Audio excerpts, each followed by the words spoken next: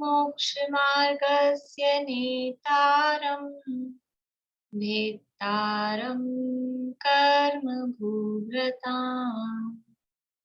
ज्ञातारं विश्वतत्त्वानां वन्दे तद्गुणलात् वन्दे तद्गुणलात्। मोक्षमार्ग के नेता एवं कर्म पर्वतों के भेदक और विश्व के सब तत्वों के ज्ञायक चेतन संवेदक तद्गुण आप समान प्राप्त हो यही भावना भाकर दे विनय पूर्वक करूं वंदना बारंबार जिनेश्वर के बारंबार जिनेश्वर के।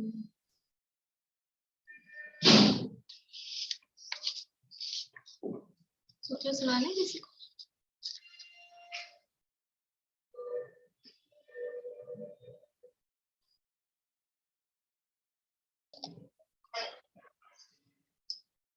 तत्वार्थ सूत्र नामक की महाशास्त्र है और इसका 9वां अध्याय अपना चल रहा है। इसमें निर्जरा का प्रकरण है और निर्जरा में सूत्र दिया था शुरू में तपसा निर्जरा च, तप से संवर के साथ साथ निर्जरा भी विशेष रूप से होती है।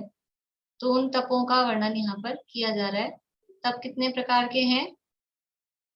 2 प्रकार के, बहिरंग तप और अंतरंग तप। बहिरंग तपों के नाम गिना के छोड़ दिए और अंतरंग तपों के भी भेद प्रभेद। अंतरंग तपों में भी जो 6 अंतरंग तप हैं उनमें से 5 के केवल भेदों के नाम यहाँ पर सूत्र में बताए जा रहे हैं। तो प्रायश्चित, विनय और वैयाव्रत तप की चर्चा अपनी कल तक हुई थी। प्रायश्चित के कितने भेद हैं और कौन कौन से हैं? बोलिए सुधा जी। नहीं,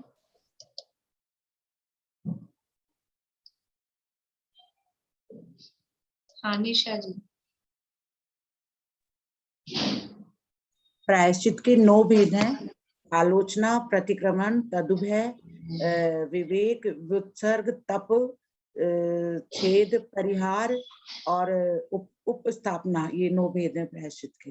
बढ़िया, ये प्रायश्चित के 9 भेद हैं। विनय के कितने भेद हैं? बोलिए कुसुम जी अजमेर। ज्ञान विनय, दर्शन विनय और चारित्र विनय, उपचार विनय। बढ़िया, इस प्रकार 4 प्रकार के विनय तप है। बढ़िया, 4 प्रकार का विनय तप है। वैयाव्रत तप के भेद, वैयाव्रत तप के भेद।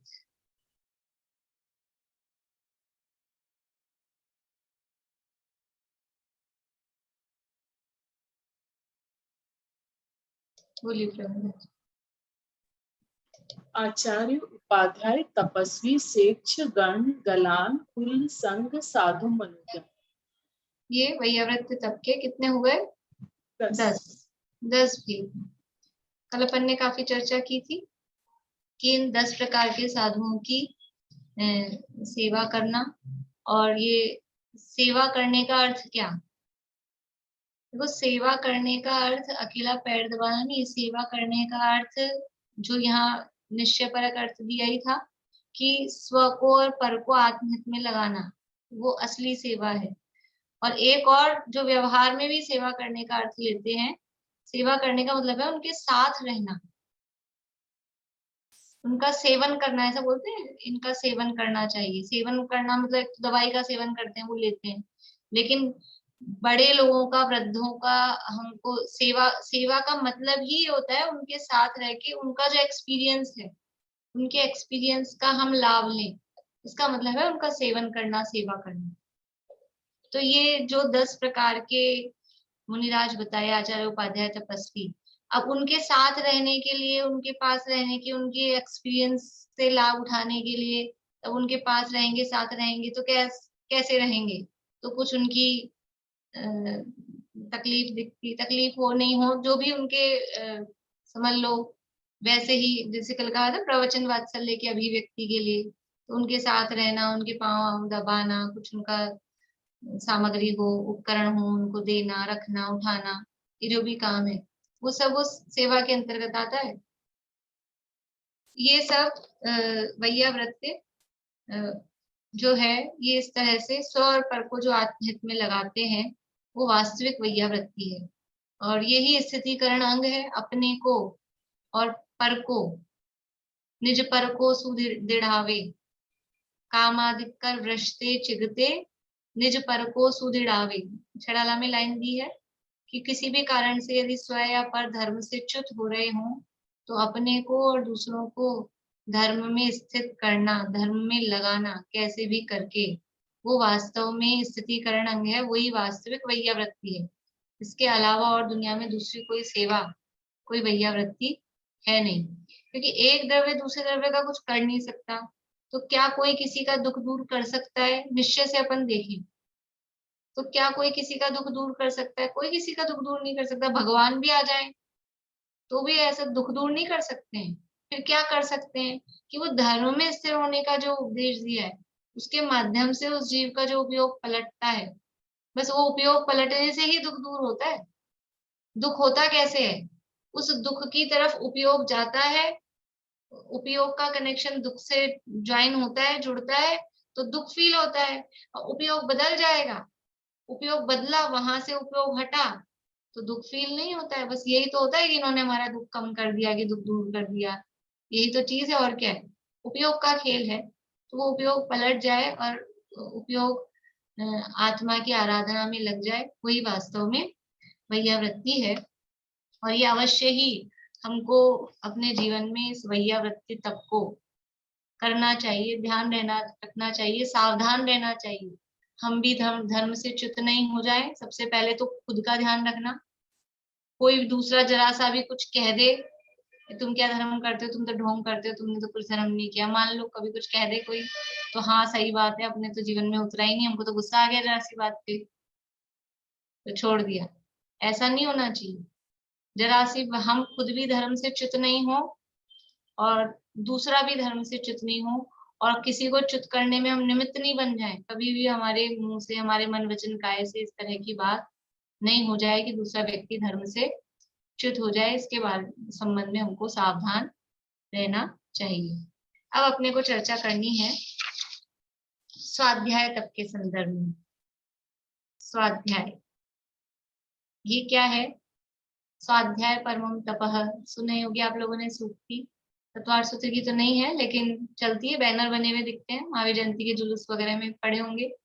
स्वाध्याय परमम तप है, स्वाध्याय परम तप है। और स्वाध्याय तप लगता है अपने को, तप तो अनशन ही लगता है। तप के नाम पे तप शब्द बोलते ही बस वो अनशन ही दिखाई देता है, या फिर काय क्लेश, एक टांग पे खड़े हैं कि धूप में खड़े हैं। इस स्वाध्याय ये परम तप है। स्वाध्याय तप की चर्चा करते हुए यहाँ आचार्य देव ने, उमा स्वामी आचार्य ने सूत्र दिया है। 25 नंबर का सूत्र है, देखिए आप लोग।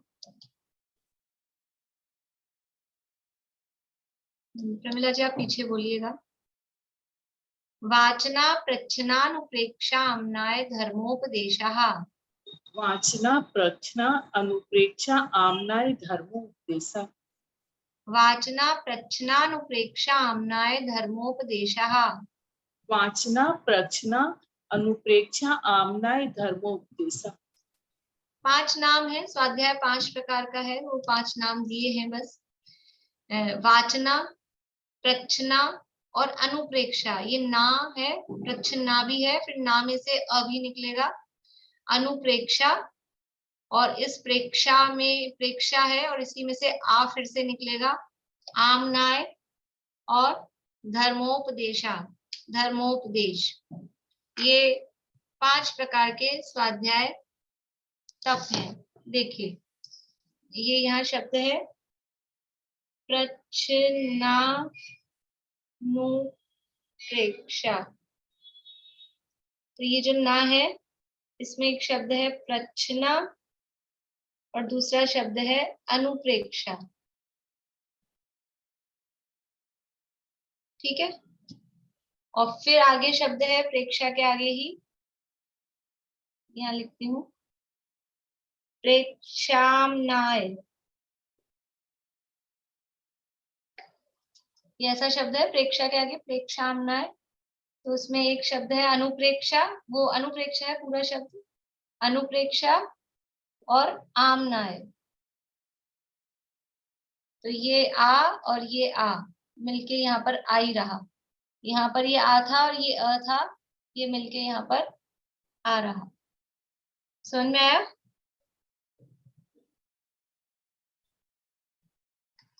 वाचना प्रच्छनानुप्रेक्षा आमनाय धर्मोपदेशः। वाचना, प्रच्छना, अनुप्रेक्षा, आमनाय और धर्मोपदेश, ये 5 प्रकार स्वाध्याय नामक तप के हैं। ये प्रकार तो बता दिए महाराज आपने, लेकिन स्वाध्याय कहते किसे हैं हमको तो यही नहीं पता। अब आपके उनके सामने जो शिष्य थे उनको स्वाध्याय की परिभाषा बताने की आवश्यकता नहीं थी, पर हमें स्वाध्याय की परिभाषा पता है क्या? स्वाध्याय का स्वरूप पता है क्या? स्वाध्याय जो है, स्वाध्याय शब्द 2 शब्दों से मिलके बना है, स्व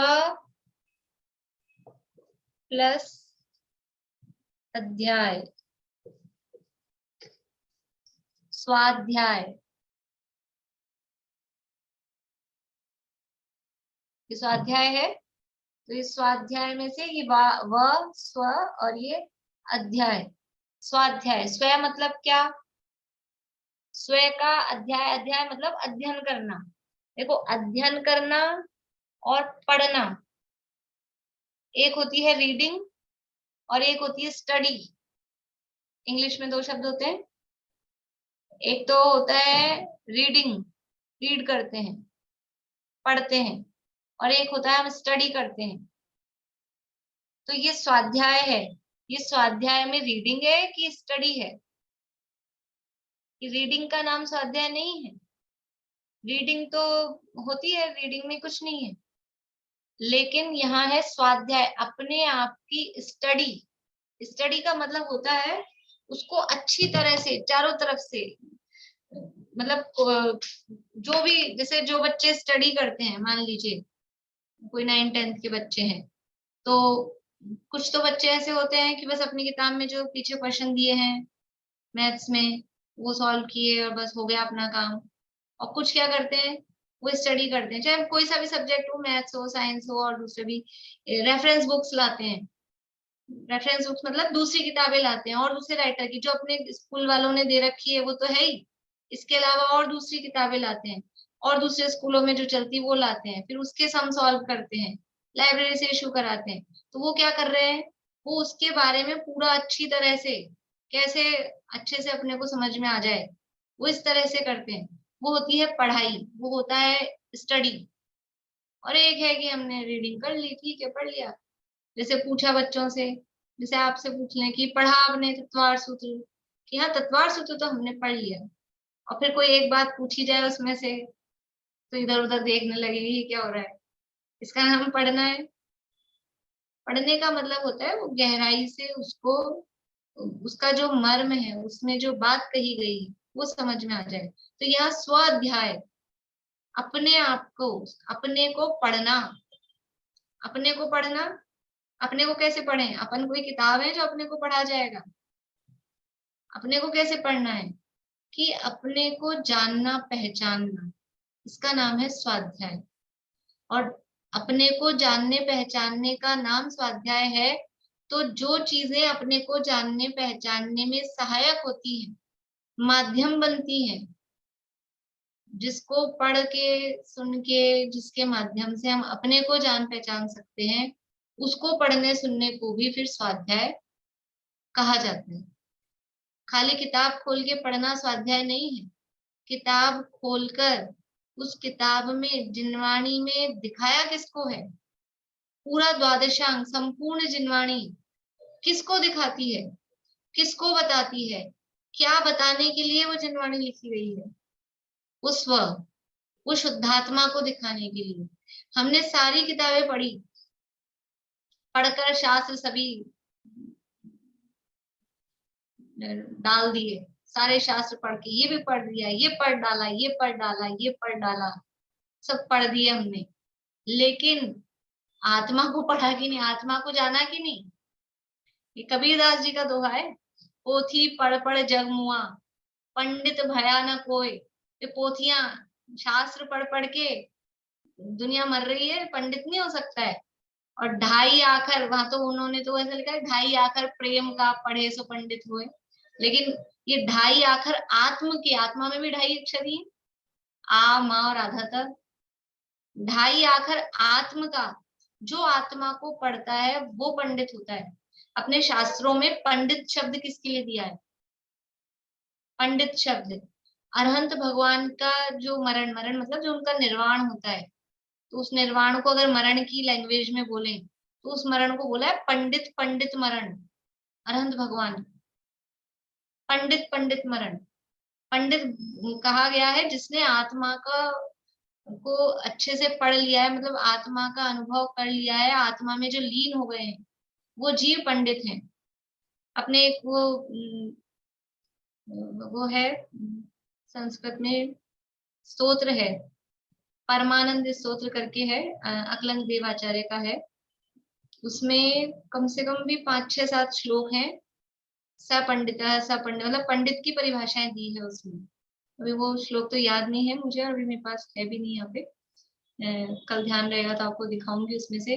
पंडित कौन होता है उसमें, यो जानाति स पंडित है, इस तरह के संस्कृत के वाक्य हैं, जो अपनी आत्मा को जानता है, कैसा जानता है, वो पंडित होता है। तो खाली ये हमारी गलत फहमी है, हम तो पंडित जी किसको बोलते हैं, जो शास्त्र पढ़ के सुना है पंडित जी। और तो अभी तो नाम तो ऐसे है, महाराज, अपने यहाँ महाराज किसको बोलते हैं अपन, मुनिराज को, साधु। और घर में खाना बनाता है उसको क्या बोलते हैं, खाना बनाने वाले को भी महाराज बोल देते हैं। ऐसे ही पंडित जी छोटे मोटे ऐसे काम करते हैं, सामग्री धोते हैं, उनको भी पंडित जी बोल देते हैं। एक अक्षर आए नहीं शास्त्र का, सामग्री धोने का काम करे, पानी लाने का काम करे, उसको पंडित जी बोल देते हैं। इसलिए ऐसा नाम से नहीं है। असली पंडित का मतलब क्या, असली जो अपने आत्मा को पढ़ता है वो पंडित है। तो स्वाध्याय क्या, अपनी आत्मा को जानने पहचानने का नाम स्वाध्याय है। और अपनी आत्मा को जानने पहचानने में जो सहायक होते हैं उनको भी पढ़ना, सुनना, उनका अध्ययन करना, वो भी स्वाध्याय कहलाता है। बोलिए भाई साहब। 2 श्लोक में पढ़ के बताता हूँ। हाँ बोलिए। परमालाद संपन्नम राग द्वेष विवर्जितम अर्हंतम देह मध्येयु तु यो जानाति स पंडितः सत सदृशम निजात्मानं प्रकाशाय महीयसे सहजानंद चैतन्यम यो जानाति स पंडितः। आप रैचितवाणी संग्रह से पढ़ रहे हैं? जी हाँ जी, मैं आध्यात्म पाठ संग्रह है, व्रत आध्यात्म पाठ उसमें संग्रह। अर्थ भी दिया है ब्रजवाणी संग्रह में, तो सामने ही। अच्छा अच्छा अच्छा, नहीं ये तो ये वाला लास्ट वाला तो जो है बहुत आसान है। हाँ, काष्ठ मध्य यथावन्नी शक्ति रूपेण तिष्ठति अयम आत्मा शरीरेषु यो जानाति स पंडितः। जैसे लकड़ी में जैसे अग्नि शक्ति रूप से रहती है, लकड़ी में लकड़ियों को रगड़ो तो वो जल जाती है ना, उसमें अग्नि निकल जाती है। ऐसे ही आत्मा में, ये शरीर में आत्मा कैसे रह रहा है, ये शक्ति रूप से। और उससे पहले दुग्ध मध्य यथा घृतम, तिल मध्य यथा तेलम, इस तरह के उदाहरण दिए हैं। अच्छा है, सरल है, बहुत ज्यादा कठिन नहीं है। कल मैं वो ब्रजवाणी संग्रह लेके उसमें से अर्थ सहित भी है, उसमें कल आपको बताऊंगी। तो ये स्वाध्याय किसे कहते हैं, स्वाध्याय मतलब जो हम समझते हैं, हमने स्वाध्याय का नियम ले लिया, प्रतिदिन महाराज को आहार दिया था, महाराज ने नियम दिला दिया, कोई पंडित जी ने विधान करे अपन, पंडित जी ने नियम दिला दिया, आधा घंटा स्वाध्याय करना, 15 मिनट स्वाध्याय करना। तो कोई भी किताब कहीं से भी मिली, उठाई, बीच में से खोली, एक पेज पढ़ा और हो गया स्वाध्याय, इसका नाम स्वाध्याय नहीं है। नहीं, हम कोई भी किताब नहीं पढ़ते, हम बराबर एक अपना ग्रंथ रखते हैं, उसके 2-4-10 पेज पढ़ते हैं, लेकिन उसका नाम भी स्वाध्याय नहीं है। जब तक हम उसमें से प्रयोजन नहीं निकालें, हम ना आत्महित कैसे हो ये नहीं निकालें, आत्मा वीतरागता जब तक उसमें से नहीं निकलेगी, इसीलिए आप लोगों को लाभ देखने को मैं कहती हूँ कि ये हमारा फिर स्वाध्याय कैसे होगा। अगर हमने उसमें से जो प्रकरण हमने पढ़ा और उस प्रकरण से हमको क्या लाभ हुआ, तो वो असली स्वाध्याय नहीं होगा, फिर तो वो रीडिंग ही है। फिर हम केवल ज्ञान बढ़ा रहे हैं, यहाँ परिग्रह इकट्ठा कर रहे हैं। ये ज्ञान का परिग्रह नहीं इकट्ठा करना है, ज्ञान के परिग्रह का नाम स्वाध्याय नहीं है। स्वाध्याय का अर्थ ज्ञान का परिग्रह बढ़ाना वो नहीं है। उसमें से अपना आत्महित कैसे हो, मैं कौन हूँ, मेरा क्या स्वरूप है, और ये इस भाव में मुझे अपने आत्मा का हित किस प्रकार से हो जाए, ये बात जब तक उसमें से नहीं निकले, संसार से भय नहीं लगे, संसार की असारता भाषित नहीं हो, तो वास्तव में वो स्वाध्याय नहीं। तो स्वाध्याय किसे कहते हैं, देखिए अभी तो चर्चा हो गई, आप लोगों को समझ में आया होगा। थोड़ा भाव वजन परिभाषा लिख लीजिए आप लोग, क्योंकि समस्या सबको ही रहेगी। आपने तो बहुत सारा प्रवचन दे दिया, अब आप कल पूछोगे तो क्या जवाब देंगे कि स्वाध्याय किसे कहते हैं। लिखिए।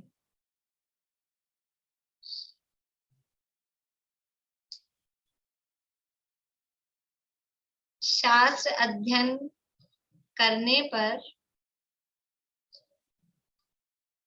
शास्त्र अध्ययन करने पर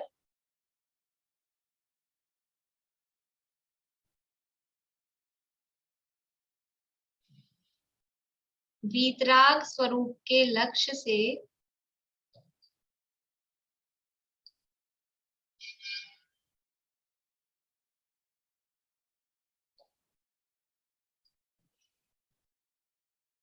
अंतरंग परिणामों की शुद्धता को,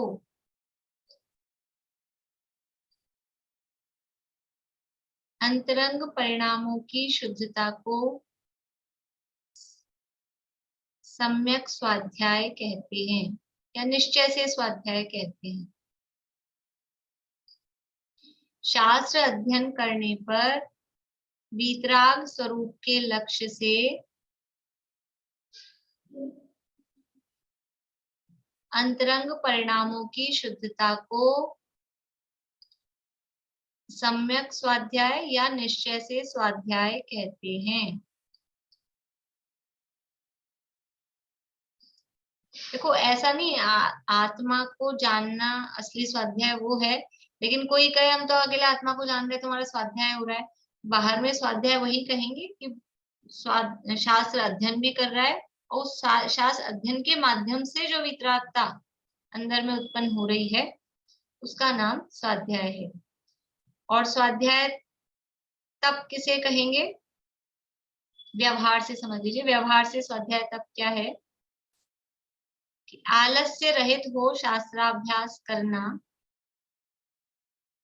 आलस्य रहित हो शास्त्राभ्यास करना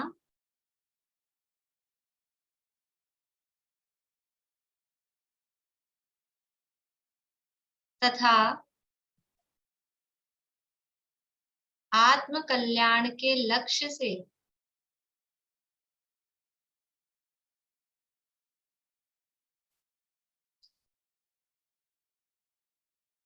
आत्म कल्याण के लक्ष्य से मोक्षोपयोगी शास्त्रों का अध्ययन करना, मोक्ष उपयोगी, मोक्षोपयोगी,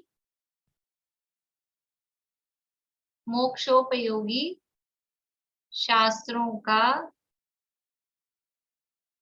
अध्ययन करना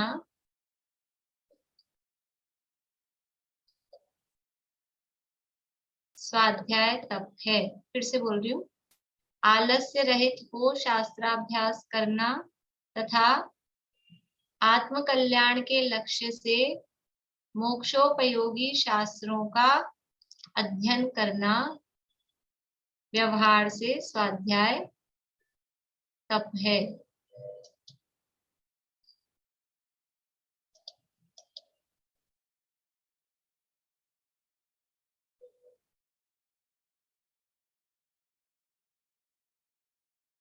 यानी जब बोलिए।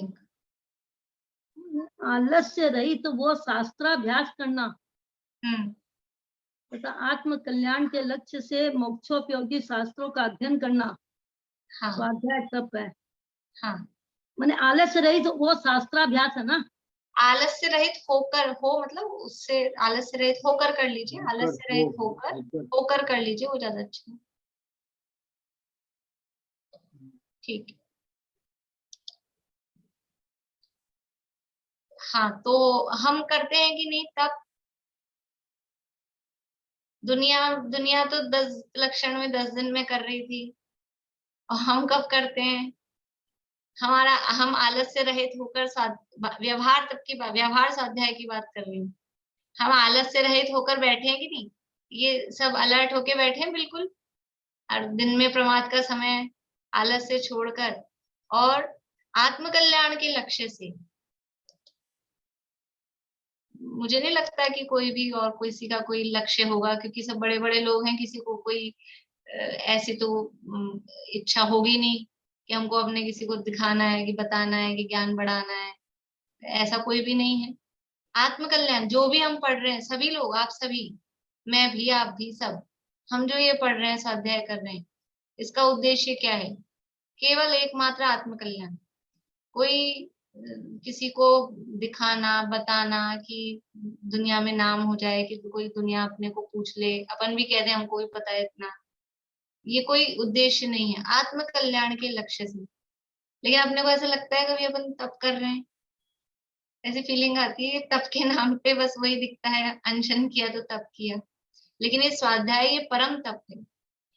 तप का मतलब क्या है? मतलब क्या था तप का? अर्थ क्या था? क्या अर्थ था तप का? किसे कहना तप? बोले रेणु जी, तप किसे कहते हैं? तब तो 2 तरीका का होता है, अंतरंग और बहिरंग। तो नहीं, तब तो मतलब तब किसे कहते हैं? जो ये मैं बता रही हूँ, संयम की सिद्धि के लिए वो वाला अनशन तप। नहीं, रुकिए, बोलिए सुनीता।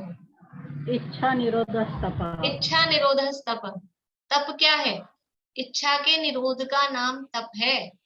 और यहाँ जो हम बैठ के स्वाध्याय कर रहे हैं, जिस समय स्वाध्याय कर रहे हैं, उस समय हमारी इच्छाएं वो कुछ मर्यादित हो रही हैं कि नहीं? और उसके बाद में भी सबको अपने अपने जीवन में फर्क दिखता है, दिखता होगा मेरे हिसाब से। इच्छा का अर्थ अकेला इच्छा, इच्छा का मतलब है कषाय। इच्छा का मतलब, इच्छा कौन सी कषाय होती है? इच्छा कषाय भी होती है कि नहीं? ये तो मैंने बता दिया आपको, इच्छा कषाय है। कौन सी कषाय है इच्छा? बोलो भाई पारुल, कौन कौन सी होती कषाय? कषाय तो 4 होती है भाभी, क्रोध, मान, माया, लोभ, और इच्छा में तो चारों गर्भित होती है। चारों नहीं, एक आएगी। बोलिए चारों में। लोभ कषाय। लोभ कषाय, बढ़िया। और ये जिनके हैंड रेज है, मेरे हिसाब से सब लोभ कषाय जवाब दे रहे थे। लोभ कषाय, इच्छा मतलब लोभ। क्रोध तो दिख नहीं रहा, मान दिख नहीं रहा, लोभ है वो इच्छा। तो वो ये जो लोभ कहा है ना, इच्छा, इच्छा निरोध तप है। इसका मतलब है कषायों का निरोध। तो हम स्वाध्याय करते हैं, तो जिस समय स्वाध्याय कर रहे हैं उस समय हमारी कषायों का निरोध हो रहा है कि नहीं हो रहा है? उतनी देर के लिए तो हो ही रहा है। और उसके बाद में भी कषायों पे फर्क पड़ता है कि नहीं पड़ता है? निश्चित रूप से पड़ता है। निश्चित रूप से, यदि हम स्वाध्याय कर रहे हैं तो, और हम खाली टाइम पास कर रहे हैं, तो फिर उसका तो क्या कर सकते हैं। लेकिन अगर हम स्वाध्याय कर रहे हैं तो हमारी कषायों में निश्चित रूप से अभी कमी आ रही है, उसमें निरोध, अंदर से निरोध का मतलब है अंदर से वो आसक्ति छूटना, वो आसक्ति कम होना, उसका नाम है निरोध। इच्छा उत्पन्न ही ना हो, निरोध किसे कहते हैं? उत्पन्न ही ना हो। उत्पन्न हो जाए, भूख लग जाए, उसके बाद में हम कहें नहीं नहीं खाना नहीं खाना, खाना नहीं खाना, वो निरोध नहीं है पैदा होने के बाद। लेकिन वो कोई इच्छा उत्पन्न ही नहीं हो रही। जैसे कि अभी मतलब आप लोग सभी कुछ भी इस तरह का फील करते होंगे, कोई खाने पीने की चीजें हो, कहीं घूमने फिरने की बात हो, पहनने ओढ़ने की बात हो, जिस भी किसी भी तरह के विषय सामग्री की बात हो, तो ऐसा लगता है कि नहीं कि अब इच्छा ही नहीं होती, ऐसा लगता है कि नहीं लगता है कि अब ऐसे कुछ जाने आने की इच्छा ही नहीं, पहले होती थी और फिर हम जबरदस्ती रोकते कि नहीं मुझे इच्छा का निरोध करना है, वो नहीं। लेकिन अब अंदर से ही हम समझ लीजिए अभी 10 दिनों के अंतर्गत मान लीजिए विधान चल रहा है कि कुछ चल रहा है, तो हम बैठ गए विधान में और प्यास लगी ही नहीं, भूख लगी ही नहीं, इसका नाम है वो उसमें वो हम लीन हुए, उसमें हमारा उपयोग लगा और वो इच्छा का निरोध हुआ। तो हम स्वाध्याय जिस समय कर रहे हैं उस समय कोई हमको इस तरह की क्रोध मान माया लोभ कषाय की विषयों की इच्छा भोगने की इच्छा वो नहीं उत्पन्न हो रही है, तो उस समय वो इच्छा का निरोध हो रहा है।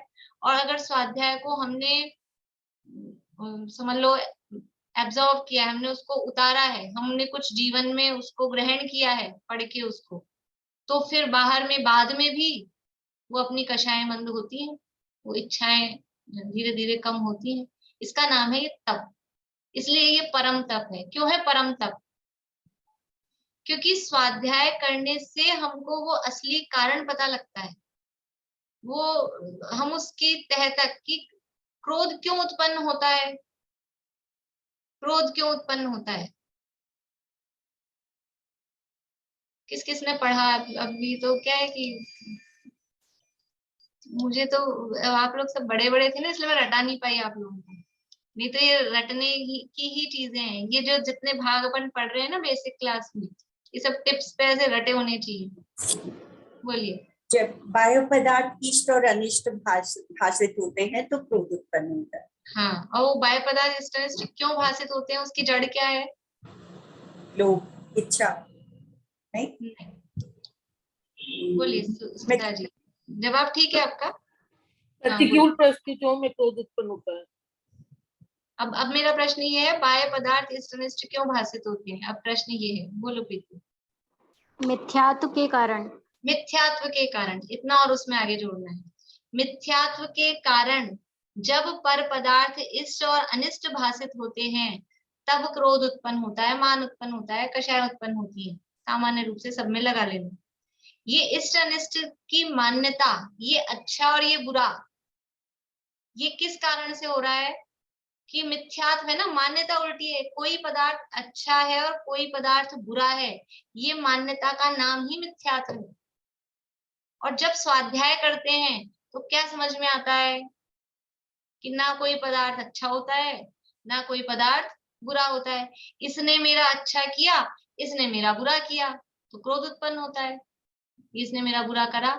और जब स्वाध्याय करते हैं तो क्या समझ में आता है, कोई किसी का कुछ करे ये बात हो सकती ही नहीं कभी दुनिया में। एक द्रव्य दूसरे द्रव्य का कुछ करता ही नहीं है। मैं हूं अपने में स्वयं पूर्ण, पर की मुझ में कुछ गंध नहीं, पर द्रव्य मेरा कुछ कर ही नहीं सकता। मैंने इसका मान क्यों उत्पन्न होता है? देखो मैंने इसको कहां से कहां पहुंचा दिया, देखो मैंने क्या बना दिया, तो क्या होता है? मान उत्पन्न होता है। और जब ये समझ में आता है, कब समझ में आता है? स्वाध्याय करने से, कि मैं किसी का कुछ कर ही नहीं सकता, मैं किसी को एक रंच मात्र भी इधर से उधर कर ही नहीं सकता, तो मान उत्पन्न नहीं होता।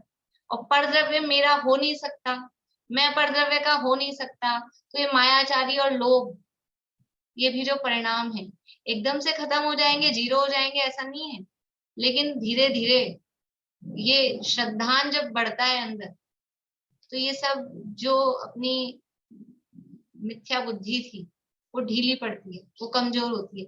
इसलिए ये स्वाध्याय परम तप है, ये उत्कृष्ट तप है, क्योंकि असली जो वस्तु स्वरूप है वो स्वाध्याय के माध्यम से ही पता लगता है।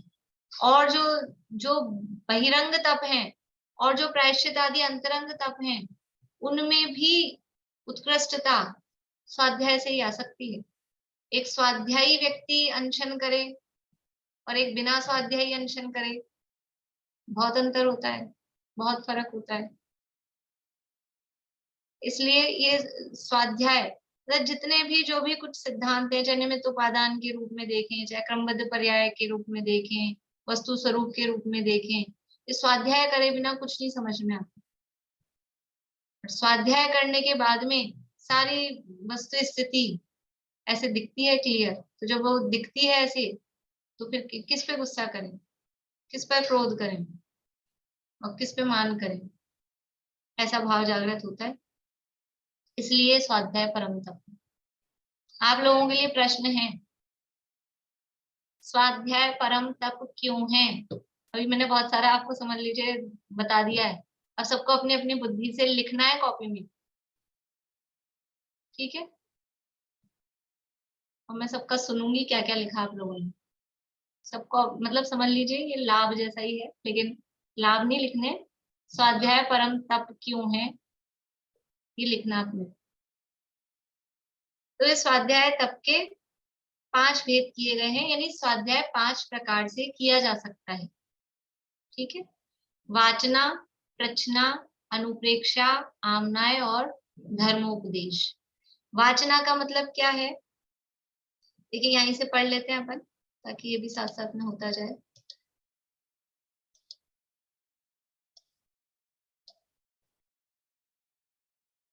यहाँ से पढ़ते हैं नीचे से। स्वाध्याय के 5 भेद किए गए हैं, वाचना, प्रचना। वाचना यानी पढ़ना, रीडिंग। प्रचना यानी पूछना, ठीक है? अनुप्रेक्षा का मतलब है चिंतन। आमनाय का मतलब है पाठ करना, रिपीट, रिवाइज करना। और फिर है धर्मोपदेश यानी उपदेश देना। इनमें स्वाध्याय की प्रक्रिया का क्रमिक विकास लक्षित होता है, यानी ये स्वाध्याय के भेद भी हैं और ये स्वाध्याय का प्रोसेस, प्रक्रिया भी है। कोई बिना पढ़े और पूछे, पढ़ा तो है ही नहीं कुछ भी और सीधा आके पूछने लग जाए, तो वो उचित है क्या? वो ठीक है क्या? आपने एक अक्षर पढ़ा नहीं किताब खोल के कभी, और बहुत लोग ऐसे ही होते हैं। 10 लक्षण में पंडित जी विद्वान आए और कुछ लोगों के प्रश्न सेट रहते हैं, खुद कभी किताब खोल के पढ़ते नहीं है और आते ही पूछना चालू कर देते हैं। स्कूल में भी टीचर से वो बच्चा पूछने का अधिकारी होता है जो कुछ घर से कुछ करके लाया हो, फिर समझ में नहीं आया हो तो पूछे, पढ़ के आया नहीं, करके देखा नहीं और फिर सीधा मैम बताओ, मैम बताओ, तो फिर वो मैम क्या कहेंगी, तुमने किया क्या, देखा क्या करके? तो पहले है वाचना। वाचना का मतलब क्या है? देखिए पहले अर्थ देख लेते हैं अपन। वाचना का मतलब है तत्व निरूपक आध्यात्मिक ग्रंथों को वाचना और अपनी बुद्धि से जितना भी मर्म निकाल सकें पूरी शक्ति से निकालना ही वाचना स्वाध्याय है। यानी किसी भी किताब को देखो, इसमें एक एक शब्द है ना। पहला शब्द है तत्व निरूपक आध्यात्मिक ग्रंथ। वाचना नाम का एक स्वाध्याय, वाचना मतलब पढ़ना। तो कोई भी किताब मिली, कहीं भी मिली, हमने स्वाध्याय का नियम लिया है कि वाचना है अपने को कुछ भी, तो न्यूज़पेपर आता है अपने घर में, उसको बैठ के वांच लिया पूरा, इसका नाम वाचना स्वाध्याय है कि नहीं? नहीं, न्यूज़पेपर तो नहीं। तो स्कूल की कोर्स की किताबें कितना स्वाध्याय करते हैं बच्चे, उसका नाम भी स्वाध्याय नहीं। तो फिर और कोई सी किसी के भी नाम पे लिखे हो, कोई से भी समझ लीजिए, कहीं भगवान की फोटो बनी हो जिस किताब पे, और वो उठा के पढ़ने लग जाए, उसका नाम भी स्वाध्याय नहीं। कह रहे ग्रंथ, कौन सा ग्रंथ? तत्व निरूपक आध्यात्मिक ग्रंथ। तत्व निरूपक का मतलब क्या है? जिसमें 6 द्रव्य 7 तत्व की बात की गई हो, वस्तु स्वरूप का निरूपण किया गया हो। ये विश्व की क्या व्यवस्था है, ये दुनिया की क्या व्यवस्था है, एक द्रव्य दूसरे द्रव्य का करता है कि नहीं करता है, ये तत्व निरूपक। कोई किसी को सुखी दुखी कर सकता है कि नहीं कर सकता है, ये बात जिसमें बताई गई। एक द्रव्य दूसरे द्रव्य का करता धरता नहीं है, ये बात जिसमें बताई गई, इसका नाम है तत्व निरूपक आध्यात्मिक ग्रंथ। और इसके साथ साथ ही आत्मा जिसमें दिखाया गया हो, ये बात तो की गई हो, 6 द्रव्य 7 तत्व 9 पदार्थ 85 का है, ये सब निरूपण करके और फिर बताया क्या गया हो उसमें, आत्म आध्यात्मिक ग्रंथ, आत्मा जिसमें बताई गई हो, अपने आत्मा का लक्ष्य जिसमें कराया गया हो, वो ही ग्रंथों को वाचना स्वाध्याय कहलाता है। और कुछ भी हमने उठा के पढ़ा और तत्व की एक बात नहीं, केवल बस इधर उधर का कर्तापना जिसमें आ रहा हो कि तुम ही करते हो, ये करता है, वो करता है, अकर्तावाद की बात नहीं हो, स्वतंत्रता की बात नहीं हो, पराधीन बनाने की बात हो, खाली अपने को भगत बने रहने की बात हो, आत्मस्वरूप जिसमें दिखाया नहीं गया हो, ऐसे वो शास्त्र शास्त्र ही नहीं है। सीधे सीधे शब्दों में कहें तो जो भी रागी द्वेषी जीवों के द्वारा लिखे गए जो भी किताबें हैं, जो भी ग्रंथ हैं, जो भी शास्त्र हैं, वो शास्त्रों को पढ़ना स्वाध्याय नहीं है। वीतरागी सच्चे देव अथवा वीतरागी मुनिराजों के द्वारा जो लिखे गए शास्त्र हैं, वही शास्त्र शास्त्र हैं। और सब तो क्या है? और सब तो शस्त्र हैं। जो वीतरागता के पोषक हैं वो शास्त्र हैं, और जो राग का पोषण करे वो शास्त्र नहीं है। वो तो हमारे जीवन को खत्म करने वाले हैं, वो शस्त्र हैं। शास्त्र तो हमको जीवन देने वाले होते हैं, वीतरागता का पोषक होते हैं। वीतरागता से हमको जीवन कैसे मिलेगा? शास्त्र हमको जीवन कैसे देंगे? ऑक्सीजन भरी क्या उसमें, या कोई वो ग्लूकोज की बोतल लगी है? क्या है कि शास्त्र में ये बताया गया है कि मैं जीव हूँ, जीवो उभोग मओ, मैं जीव हूँ, ये शास्त्र में बताया गया। मैं कभी मरता नहीं हूँ, सहजानंदी शुद्ध स्वरूपी अविनाशी हूँ आत्मस्वरूप। अरे ये मुझे कहा था किसी ने, लिख के भेजना, भूल ही गई। सहजानंदी शुद्ध स्वरूपी अविनाशी हूँ आत्मस्वरूप, देह विनाशी मैं अविनाशी, देह मरे पर मैं नहीं मरता। ये बात जिसमें बताई गई हो वो शास्त्र है। ये हमको वो जीवन दे रहा है ना कि मैं मरता नहीं हूँ कभी, मैं अविनाशी तत्व हूँ। तो ये बात जिसमें बताई गई हो वो शास्त्र है, उनका स्वाध्याय करना।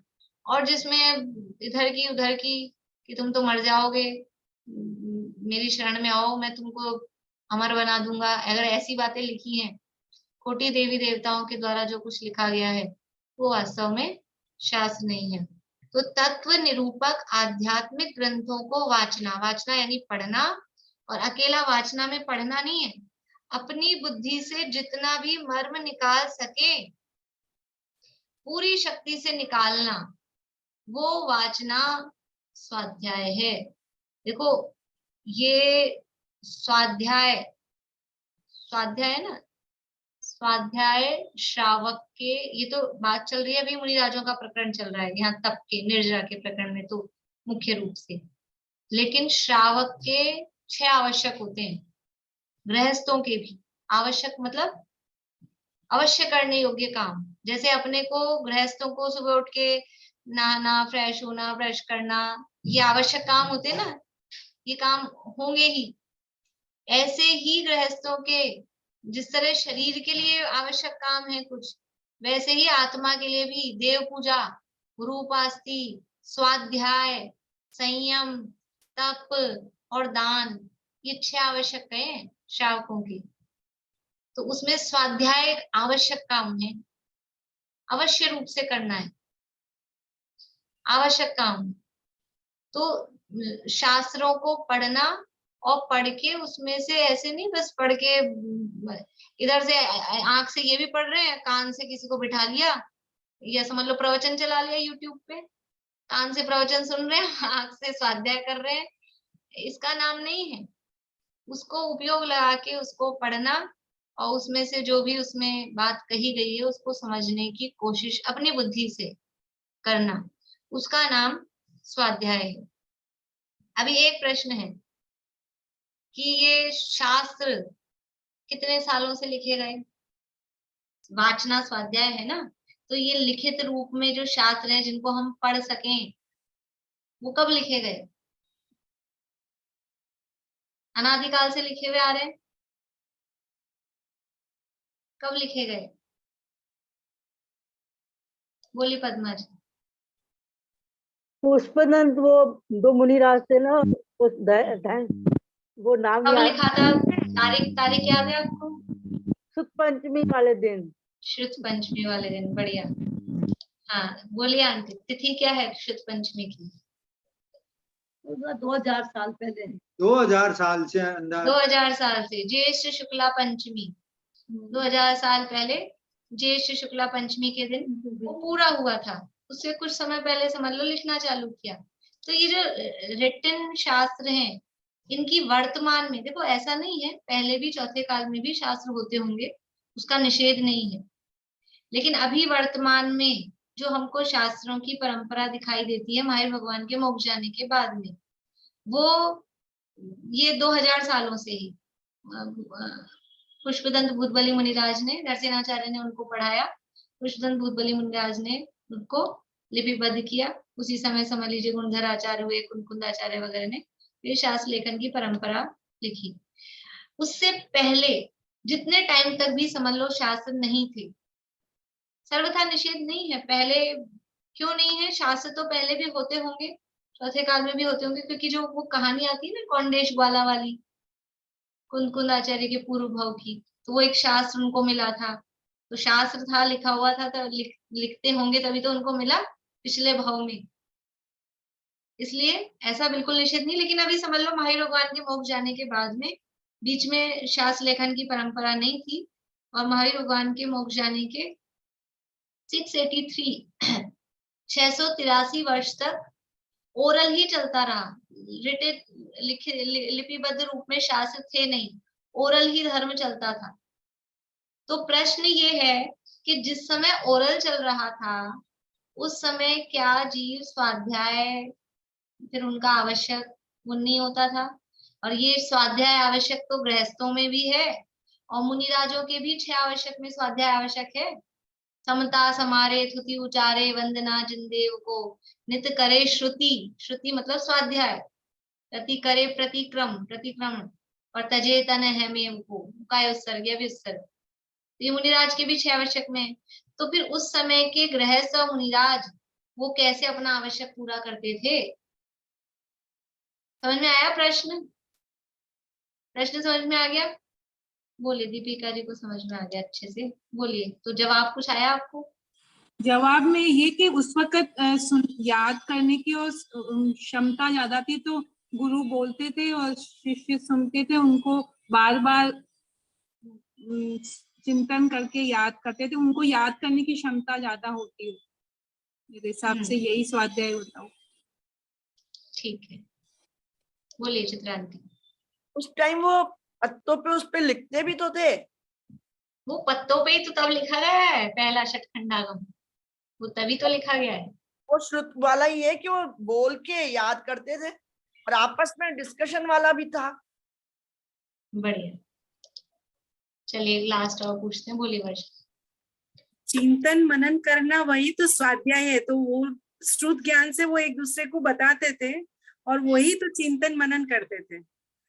बढ़िया, देखिए ये तो वाचना तो एक स्वाध्याय का एक भेद है, एक पार्ट है, लिखे हुए को पढ़ना, आगे और भी तो है, रचना, आमनय, अनुप्रेक्षा, ये भी तो है। तो वो जो उनको याद था, उस याद वाले को ही रिपीट करना, सुनना, उसका चिंतन मनन करना, क्योंकि यहाँ का है ना, जितना मर्म निकाल सकें वो पूरी शक्ति से निकालना। तो वो जो भी कुछ उन्होंने उपदेश में सुना है या जो कुछ भी उनको याद है, उस याद वाली चीज को रिपीट करना, उसमें से उसको विचार करना, चिंतन मनन करना, वो सब स्वाध्याय के अंतर्गत आता है। अकेला ये आंख खोल के, ये तो सबसे पहले नंबर का है, सबसे स्थूल वाला है, किताब रख के आंख खोल के पढ़ना, ये तो फर्स्ट नंबर की स्टेप है। अभी आगे और है। तो जब से शास्त्र लिपिबद्ध रूप से चले, तब से उसको लिपिबद्ध को पढ़ना, नहीं तो जो ओरल याद है उस ओरल को भी बोल के वांच सकते हैं ना, उसको भी तो वाचना रूप से कर सकते हैं। आमनाय में आएगा, आमनाय में पाठ होगा बार बार में, लेकिन जो याद है उस याद को ही हम ओरल रूप से बोलें, वही वाचना के अंतर्गत आ जाएगा।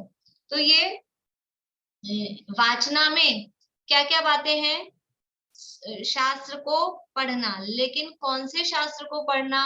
तत्व निरूपक आध्यात्मिक शास्त्रों को पढ़ना, और फिर पढ़कर उसमें से जो उसका भाव है वो भाव को निकालना, शास्त्रों में कहा क्या गया है, अपने को क्या ग्रहण करना।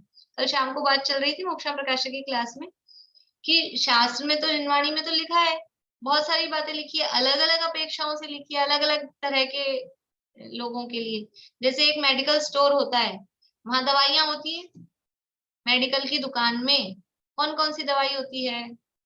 एक दवाई ऐसी होती है जिससे दस्त लग जाए, एक दवाई ऐसी होती है जिससे दस्त बंद हो जाए, अपने को कौन सी लेनी, अपने को कौन सी लेनी कि कोई सी भी ले लो, दवाई है, दुकान है, कि अपने को जो बीमारी हो, हमारे दस्त लग रहे हैं तो हम दस्त बंद करने वाली दवाई लेंगे, और हमारे दस्त नहीं हो रहे हैं, कॉन्स्टिपेशन हो रहा है, तो हम दस्त होने वाली दवाई लेंगे।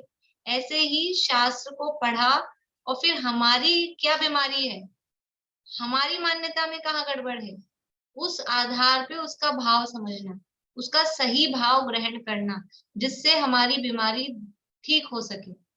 हमारी बीमारी मतलब जो हमारी मान्यता उल्टी है, जो हम गलत मान के बैठे, वो मान्यता हमारी ठीक हो सके। इसका नाम है उसका सही मर्म निकालना, पूरी शक्ति से, जितनी अपनी शक्ति है। अब अपन कोशिश करते हैं जितनी शक्ति है उतना, ये हम ये वांच रहे हैं, वाचना स्वाध्याय है, हम पढ़ते हैं, यहाँ से पढ़ते हैं, फिर अपनी शक्ति से जितना उसमें से निकल सकता है। ऐसा नहीं इसमें इतना ही मर्म है, कोई और इसमें से और बात, दूसरी बात निकाल सकते हैं।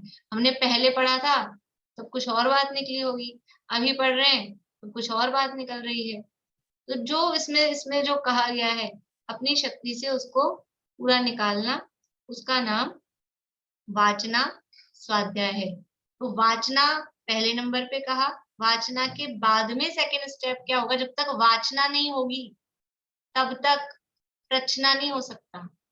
प्रचना का मतलब है पूछना। तो उसके बाद यदि कुछ समझ में ना आए तो समझने के उद्देश्य से किसी विशेष ज्ञानी से विनय पूर्वक पूछना। इसमें भी क्या कंडीशन दी है, विनय पूर्वक पूछना। सामने वाले की परीक्षा करने के लिए मत पूछना कि इनको आता है कि नहीं आता है, देखते हैं, चेक करते हैं, प्रश्न फेंको कोई अपन। कुछ लोग इस तरह के होते हैं कि सामने वाले की बुद्धि, बनारसी दास जी ने लिखा है, जो दूसरे की बुद्धि की परीक्षा, आप मुझे मत कहना ये बात कि आप भी हमारी बुद्धि की परीक्षा लेते हो वो उस पे नहीं लगेगी। हाँ, हम तो अपने आप को, वो उसको बोलते हैं, वो सेल्फ असेसमेंट है, हम अपने आप को चेक करते हैं। लेकिन हम केवल इस उद्देश्य से पूछें कि देखें इनको आता है कि नहीं आता है, या फिर इनकी इंसल्ट कर दें, एक तो दूसरे को नीचा दिखाने का, अपने मान कषाय का पोषण हो वो, या फिर वैसे ही दूसरे की बुद्धि परखने की इच्छा हो। तो उसको दिया है बनारसी दास जी ने, उसको कहा है पर स्त्री सेवन, जो दूसरे की बुद्धि की परीक्षा करता रहता है इस प्रयोजन से कि देखें इसको आता है कि नहीं आता है, उसको वो कहा है पर स्त्री सेवन करता है, पर नारी संग पर बुद्धि को परख वो, ऐसा लिखा। इसलिए अपने हित के लिए हमने कोशिश की, लेकिन हमको समझ में नहीं आया। जैसे आप लोग पूछते हो, अपन ने पढ़ा, फिर ये शब्द का अर्थ समझ में नहीं आया, हमने कोशिश की लेकिन हमको ये समझ में नहीं आया, तो फिर अपनी जिज्ञासा को शांत करने के लिए, उसको उसके भाव को समझने के लिए पूछना। लेकिन पढ़ाई नहीं, और बिना पढ़े पूछने लग जाते हैं लोग। बिना पढ़े पूछने वाले वो पूछने के अधिकारी नहीं है। देखो एक नियम है, कर्तव्य पालन करने वाले को अधिकार मिलते हैं। भारत के संविधान में हमको, भारत के हम नागरिक हैं, हमको राइट्स भी दिए हैं, कर्तव्य भी है, अधिकार भी दिए हैं, और ड्यूटीज भी हैं, हमारे कर्तव्य भी हैं। अधिकार किसको मिलते हैं, जो अपने कर्तव्य का पालन करता है उसको अधिकार मिलते हैं। तो हमारा पहला कर्तव्य क्या था, पहला कर्तव्य था वाचना, पढ़ो, समझो, अपनी शक्ति से मर्म निकालो, उसके बाद में आपको राइट है कि आप पूछ सकते हो। और ये कर्तव्य तो किया ही नहीं, और आ गए अधिकार लेके, हमारे को प्रचना स्वाध्याय का है, हम पूछ सकते हैं, इसका नाम हो प्रचना नहीं। बोलिए रेणु जी। मैम ये जो तप में है, ये जो परस्परो ग्रहो जीवानाम जो तत्वार्थ सूत्र कहा गया, इसमें भी आएगा क्या, स्वाध्याय तप में भी ये अंतर्भूत हो जाएगा क्या? क्योंकि एक जीव दूसरे जीव का, परस्परो ग्रहो जीवानाम वो तो अलग है बात, इसमें नहीं कहाँ लगा बात नहीं तप में कि एक जीव दूसरे जीव का तो भला कर रहा है ना, बात मतलब प्रचना और ये स्वाध्याय में, धर्मोपदेश में, इस तरह, और वैयावृत्ति में भी। हाँ, तो वो चीज अलग है, वो निमित्त नैमित्तिक संबंध बताया कि निमित्त एक जीव दूसरे जीव के सुख दुख में उसमें निमित्त बनता है, जीव परस्पर में एक दूसरे में निमित्त बनते हैं, वो तो सब में ही बनेंगे, फिर विनय में भी बनेंगे, प्रायश्चित में भी बनेंगे, सब में ही बनेंगे। तप के भेद में बोल रही हूँ, तप के भेद में उसको नहीं लेंगे, वो तो निमित्त मतलब नैमित्तिक की बात है। ये वाचना, ये जो इसमें ना, ये स्वाध्याय तप में, इसमें ये सब में वैयावृत्ति में स्पेशली उसमें नहीं लेंगे, वो तो सामान्य रूप से वो बात है ही कि परस्पर में जीव एक दूसरे के लिए निमित्त होते हैं, एक दूसरे के लिए निमित्त बनते हैं, तो वो सभी में बनते हैं, अकेले इसी में थोड़ा ना बनते हैं। वो तो और का अच्छे कामों में भी बनते हैं, बुरे कामों में भी बनते हैं। तो वो उपकार का मतलब भलाई नहीं है, उपकार का मतलब निमित्त है। तो वो जीव परस्पर में एक दूसरे में निमित्त बनते ही, जीव भी बनते हैं, पुद्गल भी बनते हैं, वो सारे सूत्र वहां पे दिए। चलिए अब अपना समय हो गया है, अभी इसकी चर्चा अपन और करेंगे कल। आप लोग इसको पढ़ना, विचार करना, स्वाध्याय करना, चिंतन करना, और स्वाध्याय हम कर रहे हैं उसका असली स्वरूप क्या है उसका विचार करना। इसी भावना से भी शुरू करते हैं।